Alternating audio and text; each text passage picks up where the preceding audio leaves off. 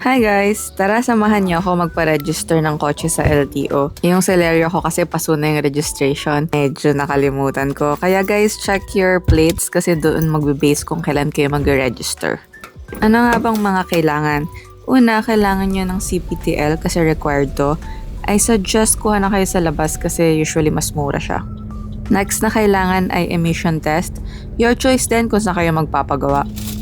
May nauna sa aking isa kaya kaya muna tayo.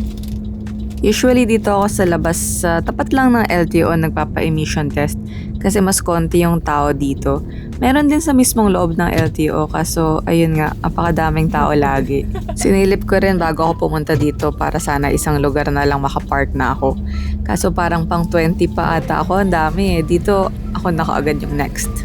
Sobrang bilis lang din natapos dito kaya hindi ko na nakuhanan ng video kasi nagbabayad ako tapos na agad. Mga 15 minutes lang kaya lipat na ako. Not sure kung same to sa lahat ng LTO pero hanapin nyo lang kung saan yung motor vehicle inspection. Punta lang kayo doon tapos ipakita nyo yung mga papers nyo.